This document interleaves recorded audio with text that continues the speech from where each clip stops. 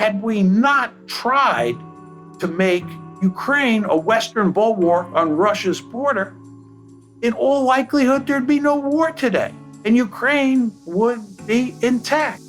But it was Zelensky, along with leaders in the West, who pushed in the opposite direction. And the end result is, I believe, that Zelensky bears some responsibility, some significant responsibility for wrecking Ukraine. Hi, everybody. This is Glenn Loury, and you've tuned into The Glenn Show. I'm with John Mearsheimer, who's professor of political science at the University of Chicago and a very distinguished student of politics and foreign policy. And we're here to talk about the issue of the day, which is the conflict in Ukraine. Thanks, John. Thanks so much. Glad to be here, Glenn. Okay. Why not start with the question, was Vladimir Putin's invasion of Ukraine a rational act? I think that kind of touches both bases in terms of the conflict and also your more general reflections on rationality of state action. Yeah, I think the conventional wisdom is that it was an unprovoked and irrational move on Putin's part, that he was bent on creating a greater Russia. He was an imperialist at heart. And really what he wanted to do here was conquer Ukraine, incorporate it into Russia, and then he would march on and try and conquer other countries. And I believe a lot of people think that this unprovoked attack was irrational, because it makes no sense to try and create an empire in the modern world. But that story, which is certainly the conventional wisdom, has no evidence to support it. There's no evidence that he was bent on conquering Ukraine and incorporating it into a greater Russia. There's no evidence that he had imperialist tendencies.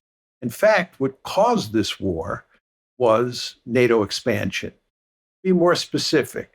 The West, and here we're talking mainly about Uncle Sam, was interested in creating a Western bulwark on Russia's border by bringing Ukraine into NATO, into the EU, and then fostering a color revolution in Ukraine, which would turn it into a pro-Western liberal democracy. So the idea here was that we in the West could move right up to Russia's border and make Ukraine part of the West. The Russians made it unequivocally clear from 2008, when we first broached this scheme, this was categorically unacceptable. They said this is an existential threat. It was the brightest of all red lines for the Russians. And of course, the United States ignored Russian concerns and continued to push for NATO expansion and for EU expansion. But NATO expansion here is the key.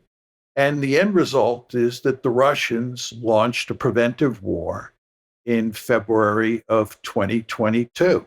And again, it was provoked by NATO expansion, by our efforts to make Ukraine a Western bulwark on Russia's borders. And I would argue it was a rational decision. One could agree with what Putin did or disagree with what he did, but it was a rational decision. And from his point of view, and from the point of view of his lieutenants, it made eminently good sense. He's not a bad guy. He's not the reincarnation of some kind of awful, villain. This is not a moral crusade. There's not a clear black and white line here with Ukrainian sovereignty being on the good side of that. Really, the United States is responsible at the end of the day for this disaster? That's my argument, that the United States and its European allies are principally responsible. The fact is, Glenn, if we had not expanded NATO or tried to expand NATO into Ukraine, Ukraine would in all likelihood be intact today. The Russians would not have taken Crimea in 2014, and they would now not be in the process of wrecking Ukraine and conquering territory and incorporating it into Russia. We are principally responsible. If you look at the diplomatic record, it's quite clear that Putin did everything he could to avoid this war. He was deeply interested in working out a negotiated settlement. He did not want to conquer Ukraine, but he felt that we were in the process of turning Ukraine into a de facto member of NATO. And again, this is categorically unacceptable. And he reached the end of his rope when all of the diplomatic approaches that he tried failed and he launched a war. I'll just add here, it's quite amazing that Americans don't understand Putin's thinking. We here in the States have what's called the Monroe Doctrine. The Monroe Doctrine says that no distant great power is allowed to move military forces into the Western Hemisphere. For us, the Western Hemisphere is our backyard. And the idea that a distant great power can move military forces in here is unacceptable. You and I are old enough to remember the Cuban Missile Crisis. The idea of the Soviets putting nuclear armed missiles in Cuba was just unacceptable to us. And then later, when they talked about creating a naval base at Cienfuegos in Cuba, we told them in no uncertain terms that that was unacceptable. We would never tolerate that. So what you have in the Russian case is a similar situation. The Russians don't want Ukraine, which is right on their border and is an important piece of real estate from a security perspective, becoming part of a military alliance that was a mortal foe of the Soviet Union during the Cold War. Why Americans don't understand this basic logic escapes me. Okay, so, this is not my field, but I'm just going to venture this kind of devil's advocate observation. So, where is the moral equivalence justified between who gets to define who has a sphere of influence? Anybody? Anybody with an army? Or are there spheres of influences that are more and less kind of historically, uh, morally, whatever? So we're the West, we're the United States of America. We're not the, I don't even know what the right adjective here, but it's certainly not a liberal democracy. Um, you know, that kind of thing. Well, there's no question that in the United States, there's a widespread feeling that we're the good guys and anybody else who opposes us is the bad guys. And we tend to think in very moralistic terms. And there is a widespread feeling that what the Russians did was illegal or unjust.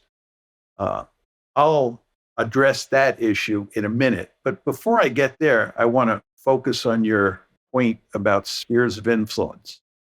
The fact of the matter is that if you're a small power like Ukraine and you live next door to a gorilla like Russia, or you're a small power like Cuba and you live next door to a gorilla like the United States, you have to be very careful.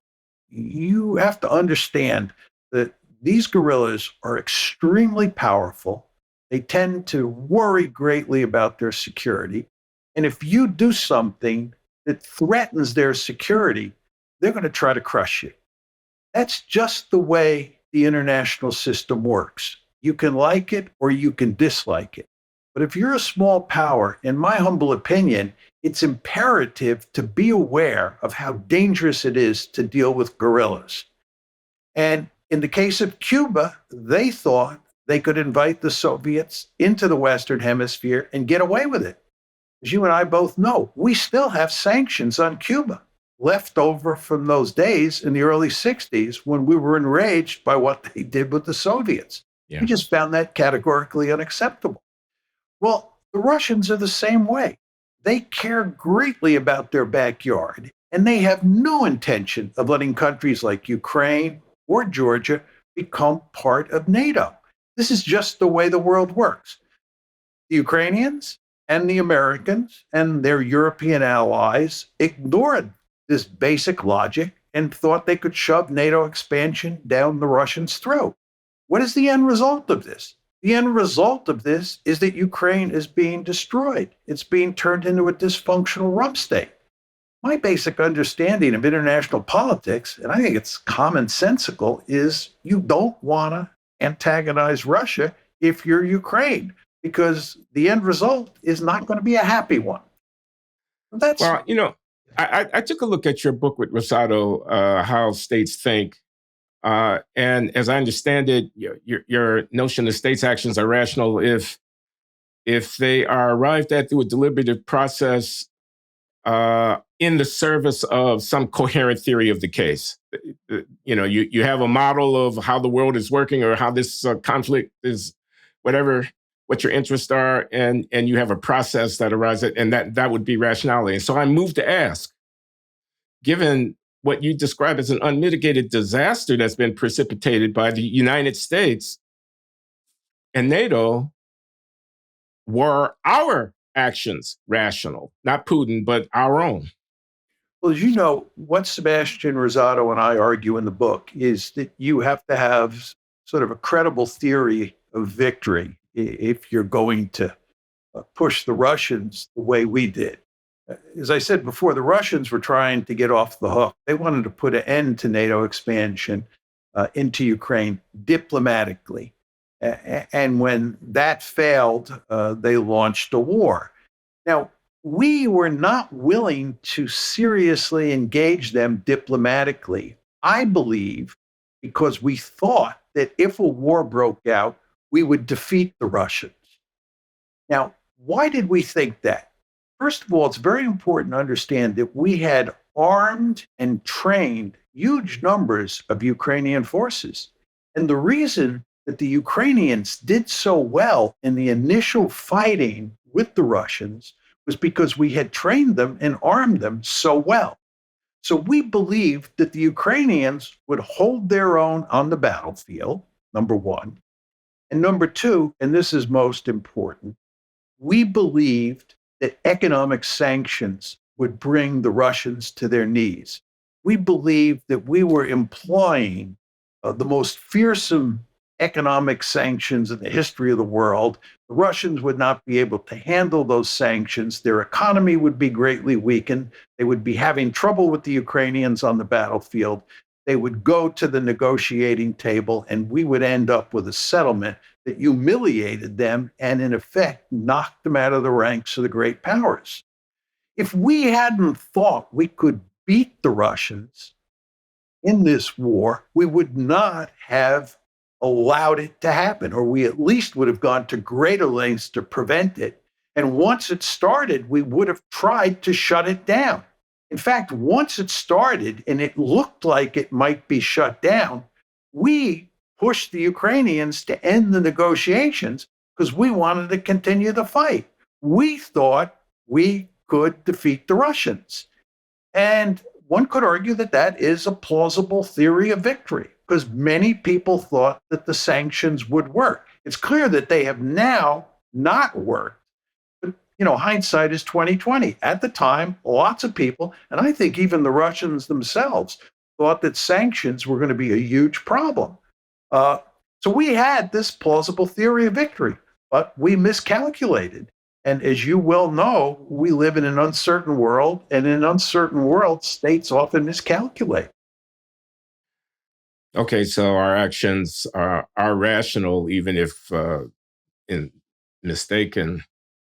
What about the deliberative process? I mean, I detect a kind of virtue signaling dimension, and when I turn on the news on Sunday and I listen to the spokesman from both parties talking about this thing, they're beating their chest, and they're, I don't want to name names because you know all of them, and they're all saying the same thing.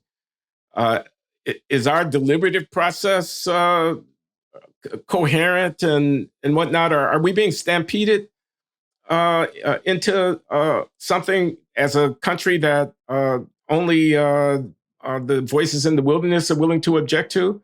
Wouldn't you ruin your political career if you were trying to run for president by forcefully opposing this proxy war? Even if you use the term proxy war, wouldn't you, define yourself as a fringe commentator on American foreign policy?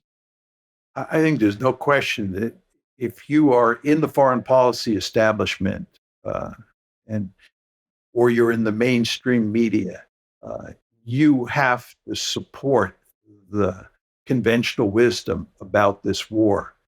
You, in effect, have to be a virtue signaler, to use your rhetoric. You have to say that Putin is the bad guy, that this was an unprovoked attack. You have to support the Ukrainians to the hilt, and you have to make the argument that the Ukrainians can win this war. We used to argue that you could win it quickly. I think it's now quite clear that's not going to happen. But you have to argue that we should hang in there. We should continue to support the Ukrainians. And there is no reason that they can't triumph in the end. And again, this is a case of good versus evil, and we are the good guys. And there is a moral imperative here to defeat Vladimir Putin, who, in the minds of many people, is the equivalent of Adolf Hitler. And if we don't stop him in Ukraine, he'll go on into the Baltic states or on into Poland. He has a voracious appetite for conquest. We've seen this before. And anybody who disagrees with this has been infected by the Munich analogy, right?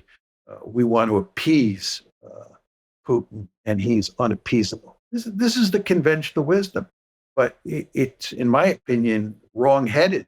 And thinking this way has got us, and more importantly, the Ukrainians, into a well of a lot of trouble. Glenn, can I return to the issue of just war theory and how this applies to this particular case? Sure. A lot of people argue that this invasion on February 24th, 2022, violated just war theory, or it violated international law. I think that's correct. I think that just war theory rules out preventive war. You can fight wars for self-defense, or if the other side is about to attack you, you can preempt. You can strike first before the other side strikes you. But a preventive war is unacceptable according to just war theory. And this was a preventive war. So it does not accord, in my opinion, with just war theory. Furthermore, I think preventive wars are impermissible from the perspective of international law. It is possible that you could get a UN Security Council resolution that allowed you to launch a preventive war, or something that looked like a preventive war, in which case that would be legal because it was sanctioned by the UN. But I think the war technically was illegal, and I think it was unjust. But the point I would make to you, and to others, of course, is that if you're a state and you are faced with what you think is an existential threat, and there's no question that the Russians saw Ukraine and NATO as an existential threat. They made that very clear. If you see an existential threat and you launch a war to eliminate that mortal threat, no leader nor his people are going to consider that to be unjust. My argument is that almost every leader on the planet would consider a war against an existential threat, or a war designed to eliminate an existential threat, as just from that state's point of view. So my bottom line here is, from the perspective of just war theory and international law, I think the war was unjust, no question. But if you move beyond just war theory and you apply a more commonsensical definition to what a just war is, I think one could argue that from the Russian perspective, this was a just war.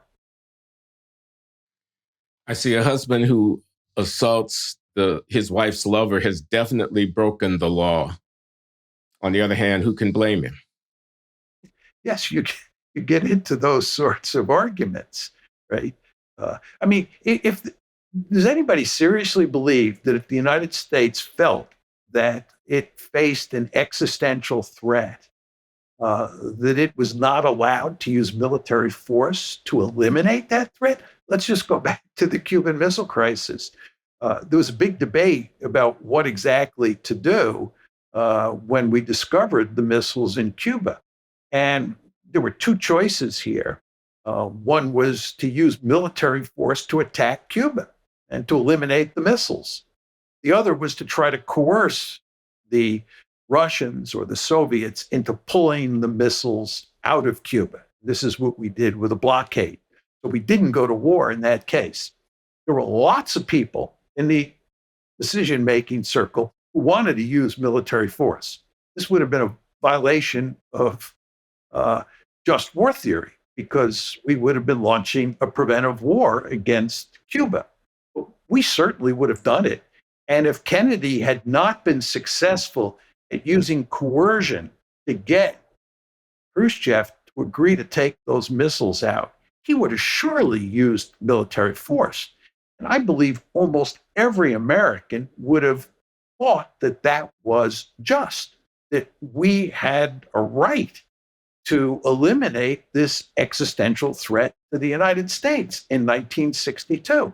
So it's this basic logic that that I think one wants to keep in mind when thinking about what the Russians did. Yes, it may be a violation of just war theory or international law, but again, from a commonsensical point of view, it makes eminently good sense if you're the Russians and you think you're facing an existential threat to try to eliminate it.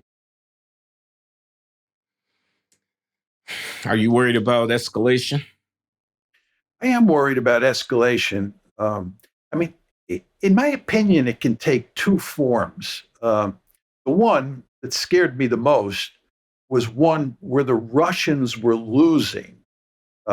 Let's say that the American plan to bring the Russians to their knees was working. Had actually worked out. Yeah, let's assume that worked out. I believe the Russians would have used nuclear weapons.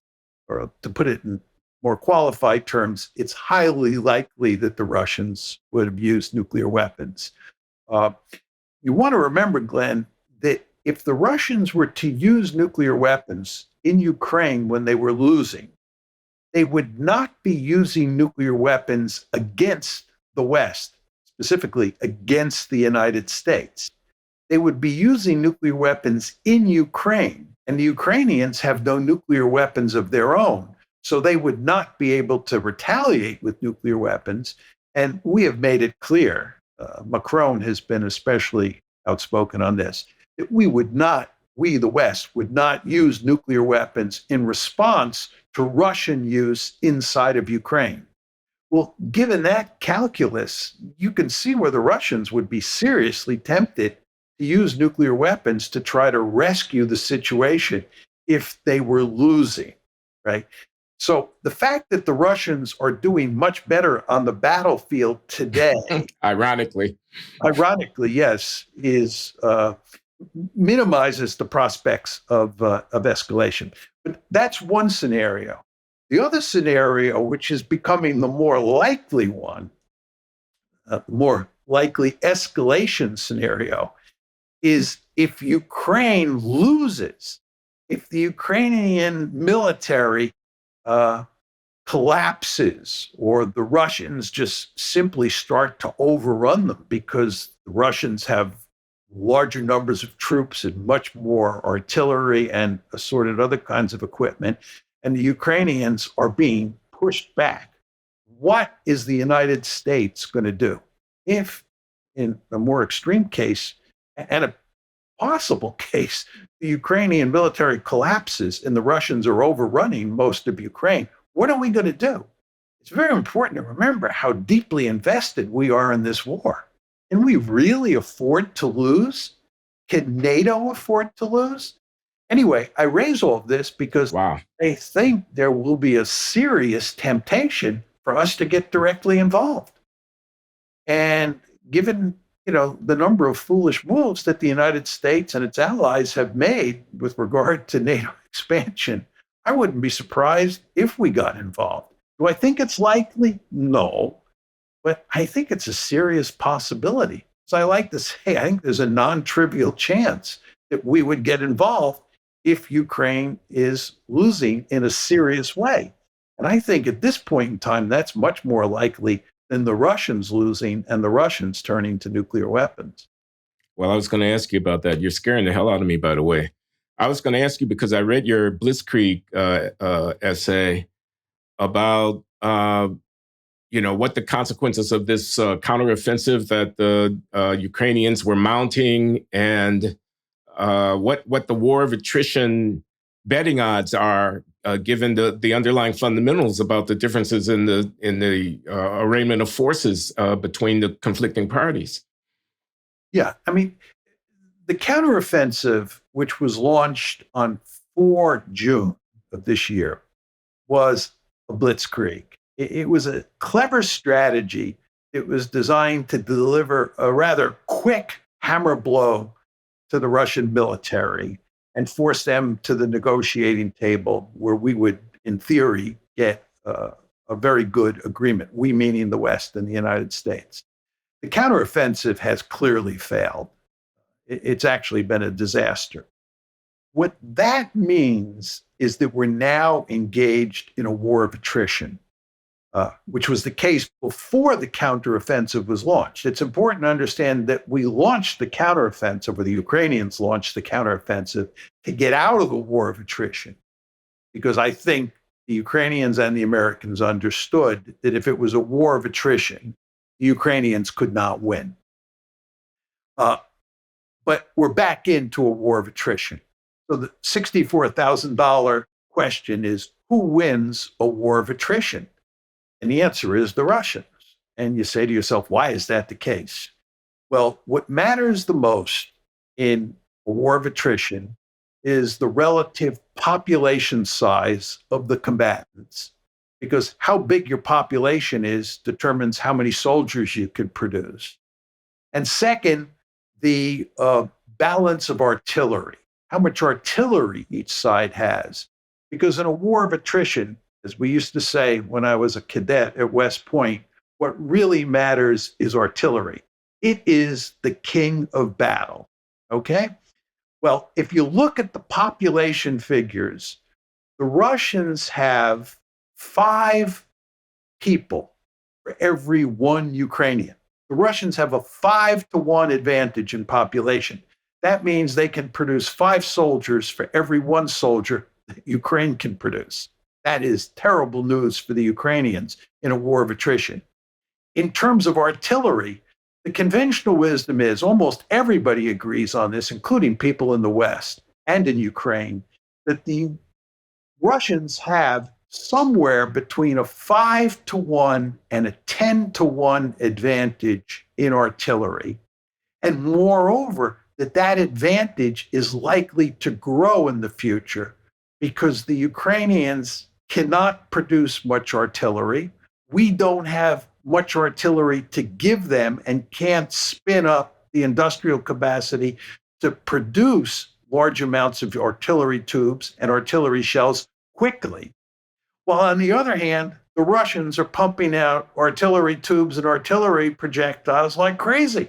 So this advantage, which is somewhere between 5-to-1 and 10-to-1 in artillery, is going to grow with the passage of time. So the point is, when you look at the balance of artillery and you look at the manpower balance, it's hard to see how the Russians don't win. So my argument, Glenn, moving forward is that as this war of attrition goes on, what will happen is the Russians will grind down the Ukrainians. Okay, just to shift the gear a little bit here. Zelensky is the Churchill of our time. How absurd is that? And why are people saying it? Well, Zelensky took Ukraine into the war. And at first, it looked like Ukraine might win. And he looked like a hero. He looked like someone who was willing to stand up to the evil Russians and was going to help the West defeat the evil Russians. And he is obviously a remarkably skilled politician when it comes to dealing with foreign audiences. And I say this with admiration, has manipulated the West like nobody I've ever seen. And the end result is that we have forged this quite close, if not very close, relationship with Zelensky.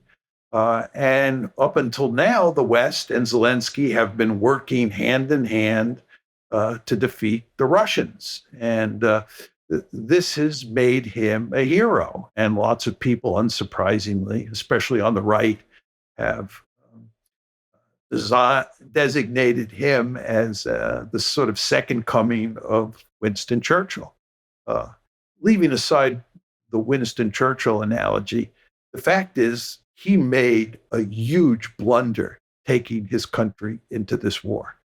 He was elected on the platform that he was going to improve relations between Russia and Ukraine, that he was going to end the civil war that was taking place in the Donbass between ethnic Ukrainians and the Ukrainian government on one side, and ethnic Russian and Russian speakers who were pro-Russian on the other side.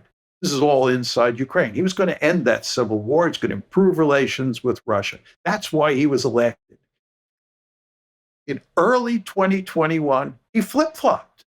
This is right after Biden comes into the White House, and he decides that he's going to make Russia an adversary. And he says that instead of working to come up with some sort of arrangement that makes the Russians happy with regard to the relationship, the security relationship between Ukraine and NATO, he's going to push to bring Ukraine into NATO. So after January 2021, which was when Biden comes into the White House, Zelensky and Biden are working hand in hand to play hardball with the Russians on NATO expansion into Ukraine. And the end result is he gets this war. And the end result of that is his country is going to be destroyed. The Russians are going to end up annexing a large chunk of Ukrainian territory. Yeah. They've already turned it into a dysfunctional rump state, and they will have a deep-seated interest for the foreseeable future in keeping it as a dysfunctional rump state. This is an unmitigated disaster. It's just hard to believe what's happening to Ukraine today. It makes me sick to my stomach to watch this, especially when you recognize that had we not tried to expand NATO into Ukraine, had we not tried to make Ukraine a Western bulwark on Russia's border, in all likelihood, there'd be no war today, and Ukraine would be intact. But it was Zelensky, along with leaders in the West, who pushed in the opposite direction. And the end result is, I believe, that Zelensky bears some responsibility, significant responsibility for wrecking Ukraine. I want to ask you about American politics. I mean, is it really just a coincidence that the Biden graft scandal involves a Ukrainian element, that the Trump impeachment involves a Ukrainian element, that the Putin's puppet epithet resonates because of the presumption that the Russians had somehow compromised Donald Trump when he was president? Are these all just unrelated events, or is there some structural dynamic that, are we at war? In effect, we are in Ukraine because of deep state machinations that are, the subjects of conspiracy theories, but that might have something to it anyway. This is a very complicated matter. There's a lot of issues floating around in there. I think your comments do highlight the extent to which Ukraine has been of central importance for American foreign policy and to some extent for American domestic politics for the past 10 years or so. Uh, just on President Biden, it's very important to understand that when he was vice president, that President Obama assigned him the Ukraine portfolio. So it was Biden, Vice President Biden, who handled the Ukraine issue. And in fact, he worked closely with Victoria Nuland and others to help foment the coup in 2014, which really got the ball rolling in terms of this crisis, which has now turned into a war. So Joe Biden himself has been deeply involved in Ukrainian matters for a long time. And just to add to that, when he became president in January 2021, he actually began to up the ante on bringing Ukraine into NATO. It's no accident that the crisis in Ukraine, which had existed since February 2014, that's when the coup happened. That's when the trouble started, February 2014. Biden comes into the White House in January 2021. It's no accident 13 months later, the war happens, because what's happening over the course of 2021 and early 2022 is that the Biden administration is upping the pressure on the Russians regarding NATO expansion. And this is when the Russians are scrambling to try to work out some sort of diplomatic solution so that it doesn't end up in a war. So you can see that President Biden, and before that, Vice President Biden, has been involved in Ukrainian affairs for a long time. Now, let me come at this whole issue from a somewhat different but somewhat related perspective. There is no question that there is profound Russophobia in this country. It's really quite remarkable. It is hard to say anything positive about the Russians or about Vladimir Putin in the present environment. And indeed, I think this has been the case for many years now. The question you have to ask yourself is, what's driving that? Where is this coming from? I think a great deal of it has to do with the fact that many people, especially in the Democratic Party, believe that the reason that Hillary Clinton lost the election in 2016 and Donald Trump won the election is because the Russians interfered in the election and they threw the election for Trump. Had the Russians not interfered, so the argument goes, Hillary Clinton would have won. People in the Democratic Party are almost to a person unwilling to accept the argument that Hillary Clinton was a terrible candidate and that Trump beat her. There is, in my opinion, hardly any evidence that the Russians were responsible for Trump's election. But nevertheless, the Democratic Party is filled with people who believe that, and many Americans believe that the Russians did interfere in the election. Whether they're glad that Hillary lost or won is irrelevant. So that fuels the Russophobia. The other thing that I think fuels the Russophobia is the fact that Putin is deeply opposed to LGBTQ issues. He's quite hard line on that. Well, I'm not surprised to hear that, but I'm surprised to hear that could be a driver of this larger foreign policy dynamic.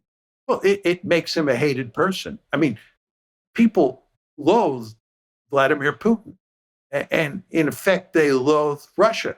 And the question you want to ask yourself is, what's driving this Russophobia? Why is it so easy to make the argument that Vladimir Putin is the devil incarnate? And the argument I'm making to you is a lot of it has to do with what happened in the 2016 election, and a lot of it has to do with LGBTQ issues. Okay, well, I'm provoked to ask you this then.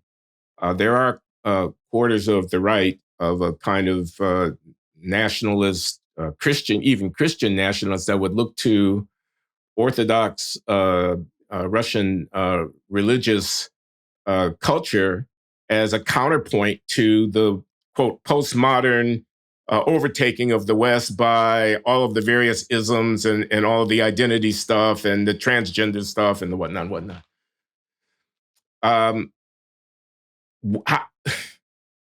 don't know quite how to put it. Isn't there a necessity to take a stand on something like that? And uh, uh, are the ones who are afraid of the Christian right in America not right to see and who want to see a certain human rights mentality become a global cultural reality?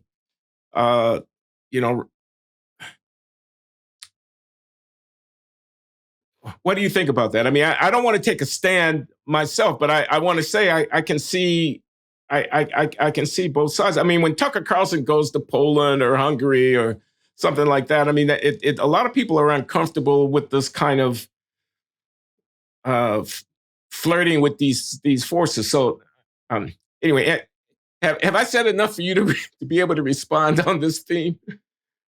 Well, there's no question that one can have a particular set of views on, let's say, gay rights, and think that, gay marriage is definitely acceptable, gays should be treated equally, and so forth and so on. You can have very liberal views on these issues, and I would put myself in that category. But then the question is, how do you deal with other countries where they have different views?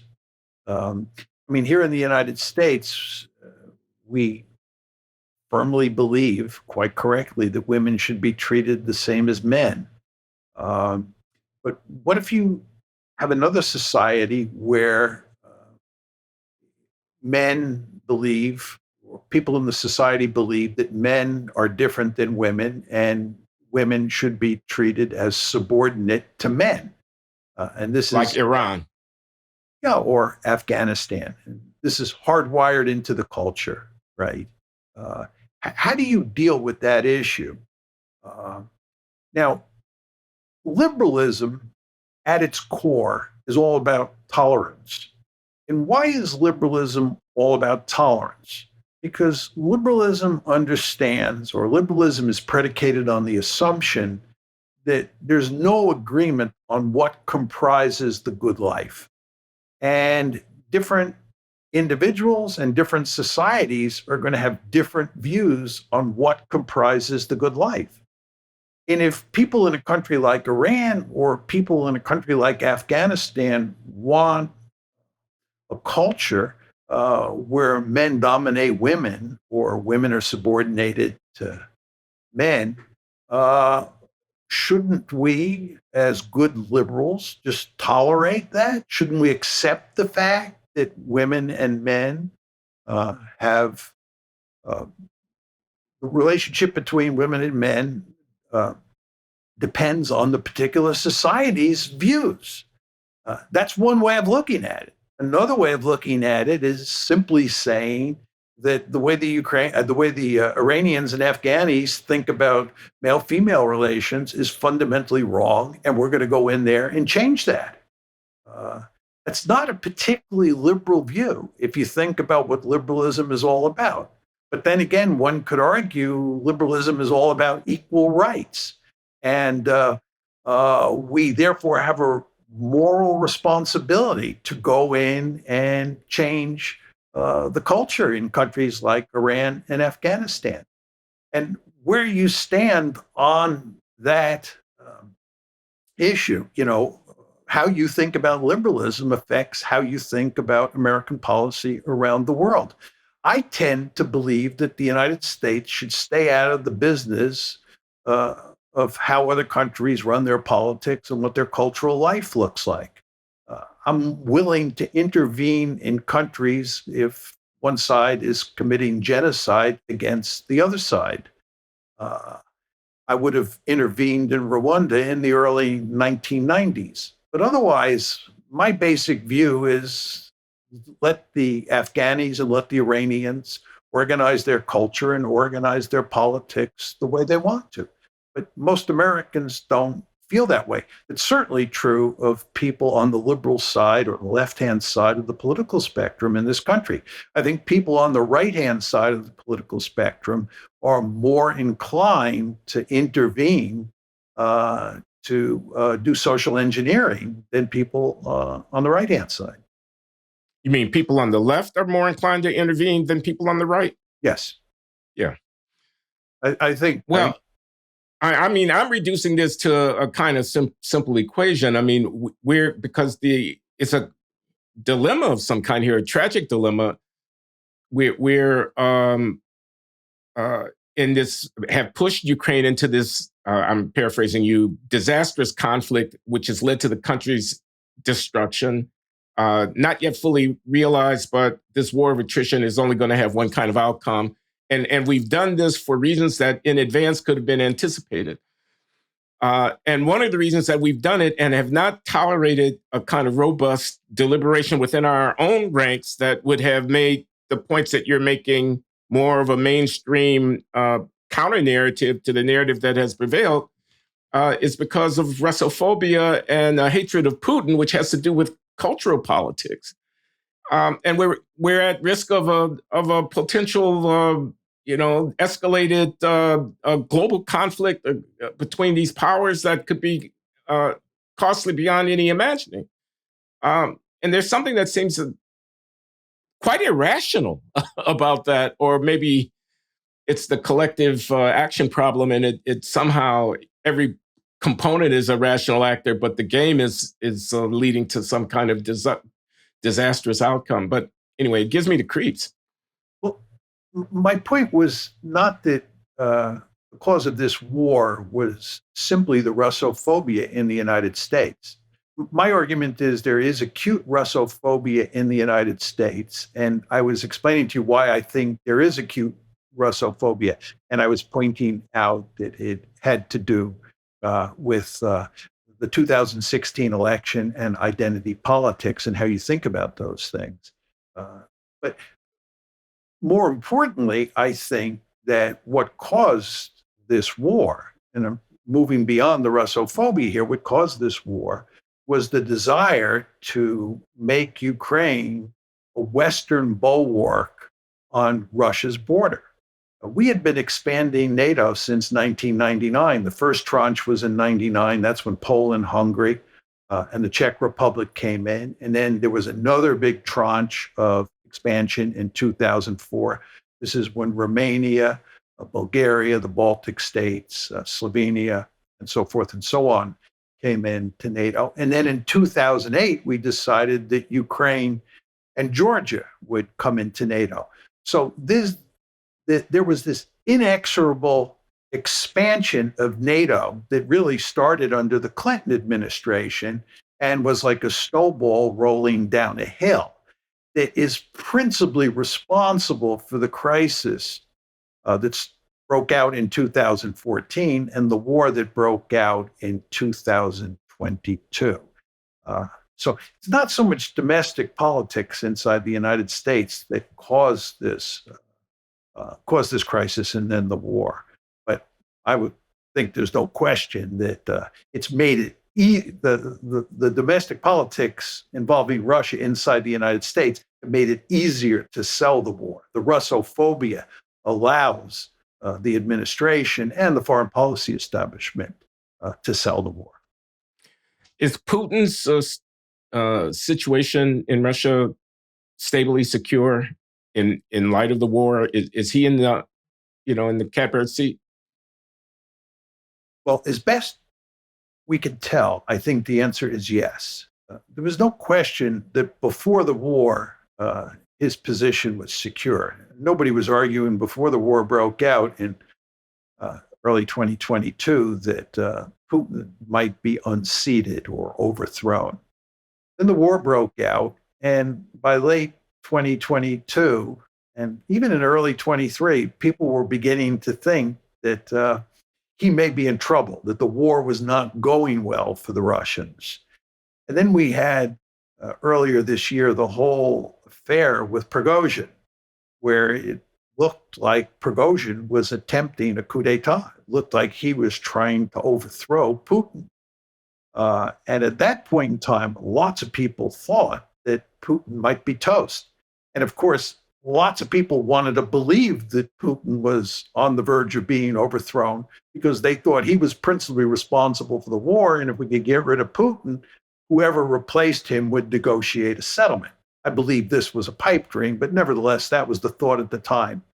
Regardless, the Prigozhin affair is over with. Prigozhin is dead. The Wagner group has been neutralized. And the Russians now appear to be doing much better on the battlefield than they were a year ago.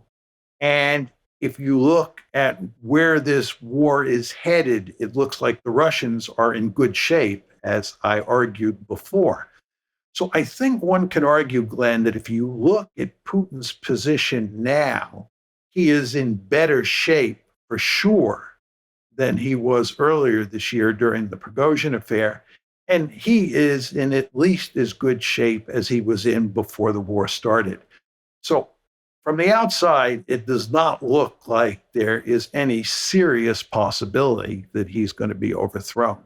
But again, I do want to emphasize that if he is overthrown, he's likely to be replaced by someone who is as hawkish or more hawkish than Putin. You want to understand that there has been a lot of criticism of Putin since the war started.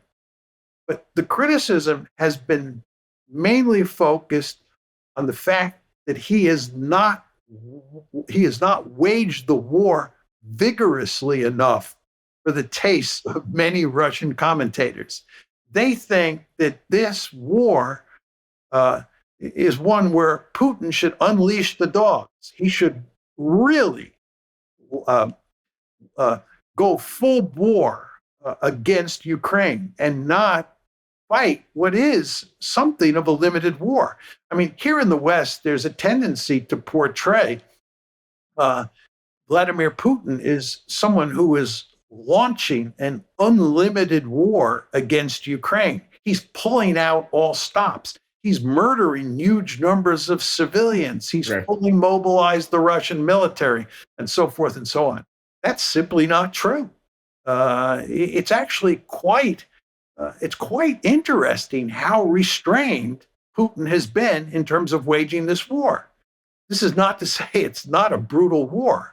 It is a brutal war, but it could be a much more brutal war.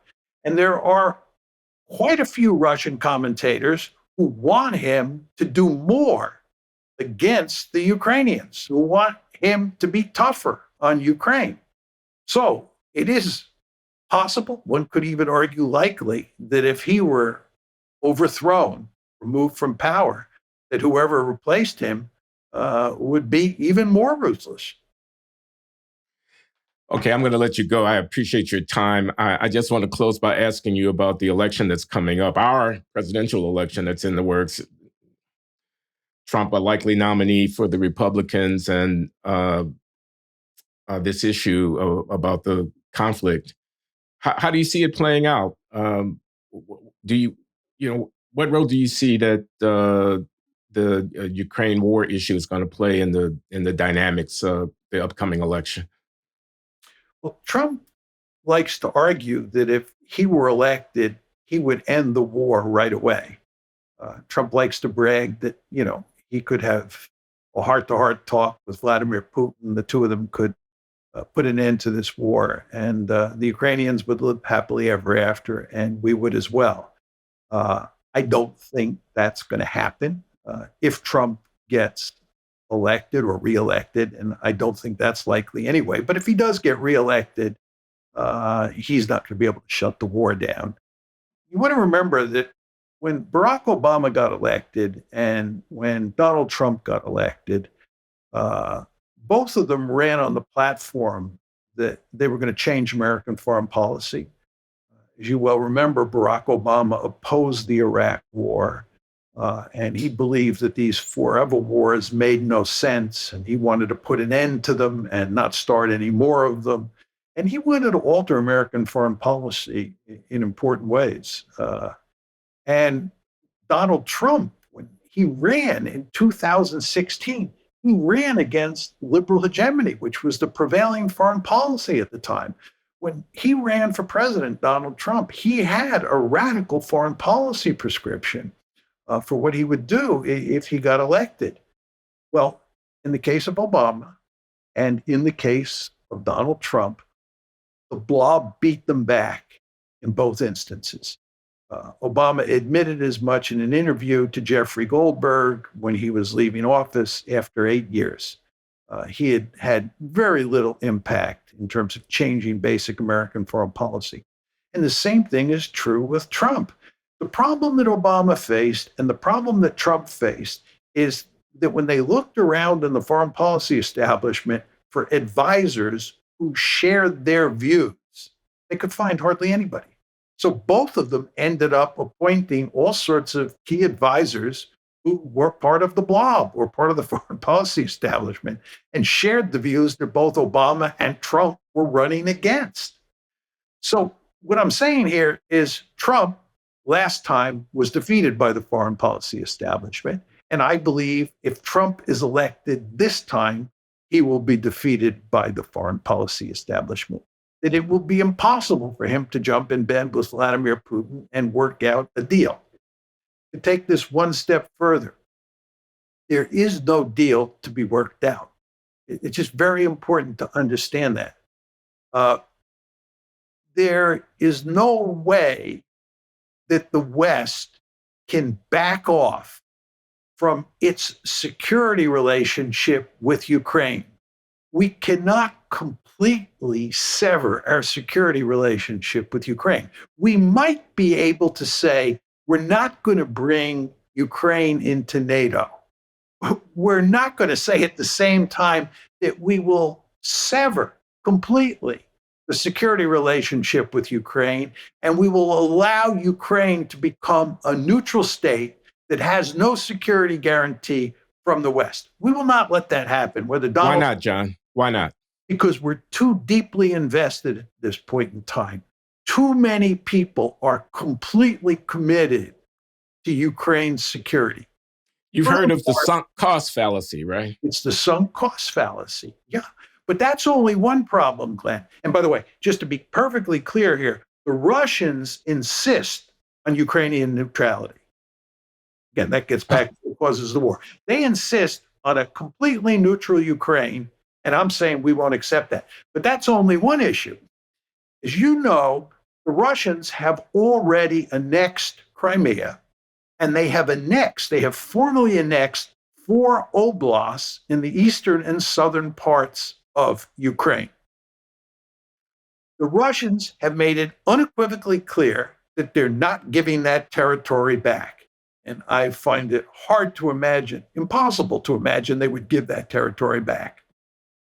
The Ukrainians, for completely understandable reasons, want that territory back.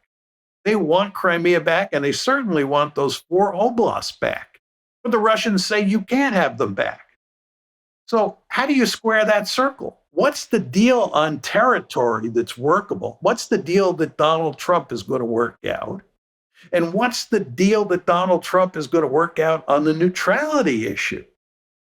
I don't see it. Now, you could say that Trump is an independent variable. He'll see that these 2 issues are the key issues and that he has to accommodate the Russians on both of them, and he'll go and do that all by himself. I don't think that's the way American politics works. I don't think he could possibly get away with that. So my view is if Donald Trump wins, then we'll have a policy that's not much different than the one that will obtain if Joe Biden or some Democrat gets elected instead of Trump. Uh, I've often said that if you look at the Republican Party's foreign policy and the Democratic Party's foreign policy, it's basically Tweedledee and Tweedledum. There's just not a whole heck of a lot of difference between the two. And I just don't see that changing anytime soon. It may be the case that the Republicans, who have this slice of leaders who would like to focus on China and get out of Ukraine, grow in numbers. The people who have that view inside the Republican Party grow in numbers. And we eventually get a split between the Republican Party and the Democratic Party on Ukraine. The Democrats want to stay the course in Ukraine, and the Republicans basically want to greatly limit our commitment to Ukraine and focus on China. There are Republicans who make that argument, and maybe they'll grow in number, and the Republicans and the Democrats will no longer be Tweedledee and Tweedledum, and I'll be proved wrong. But I don't think that will be the case. I think we, Glenn, are joined at the hip with Ukraine for the foreseeable future. And this gets back, by the way, to your escalation question. This is what makes me so nervous about escalation, the sunk costs argument. We are so deeply involved. And by the way, the Europeans are deeply involved because their great fear is that if we lose in Ukraine, that will be a hammer blow to NATO. NATO will be badly damaged. And if there's one thing the Europeans do not want, it's a badly damaged Ukraine. So the Europeans and a badly damaged NATO. A badly damaged NATO, yeah, badly damaged NATO.